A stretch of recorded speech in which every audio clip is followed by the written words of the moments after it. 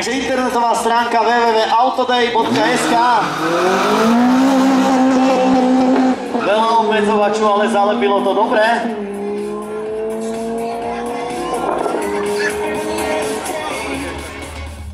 Ktorého dáva do pohybu aj Autoday. Ďakujeme tejto firme, že sponzoruje tohto jazdca.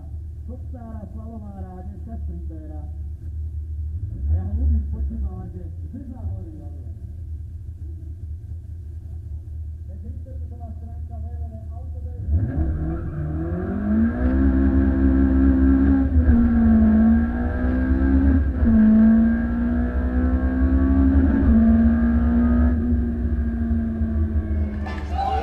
Stanko, ozaj spokojný za autíčkom a s motorom? Tak je dobre. Štvorklapka, už konečne nenasáva kadejaké špongy a podobné veci. Zachytili sme to na sociálnych sieťach. Vedľa Bavoráči.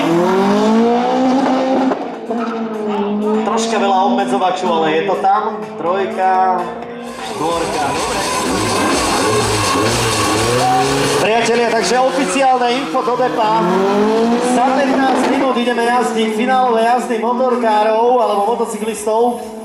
Tradične vás prečítam všetkých, ktorí sa môžu... Ktorý testuje celý deň techniku, cez zimu modifikoval.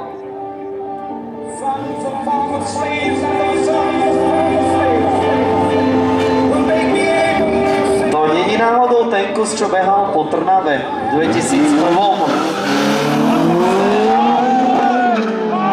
Lebo keď je to on, tak tam bol na riadečke podpísaný aj osobne pán Gutman a bola to Origoš verzia.